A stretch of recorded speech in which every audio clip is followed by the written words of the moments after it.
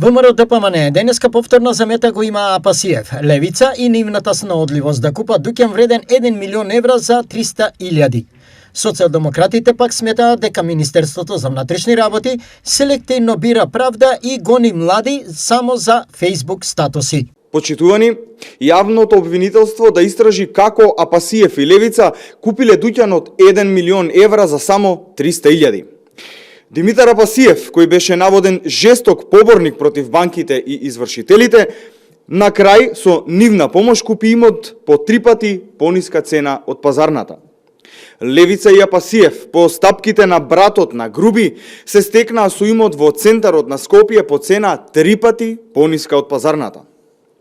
Дали Левици и Апасиев имаат договор под маса? Истрагата за најголемата несреќа во поновата македонска историја се уште не дава одговори на клучните прашања. Кој е одговорен за пожарот во Пулс и за сериозните пропусти на безбедносните институции? Се уште нема проширување на истрагата за безбедносните пропусти направени на кобната ноќ, ниту пак на оние што и претходеле. Ниту еден функционер од Министерството за внатрешни работи, Овара Кочани, Савара Штип или Бирото за јавна безбедност не е повикан на распит, ниту опфатен со постапката.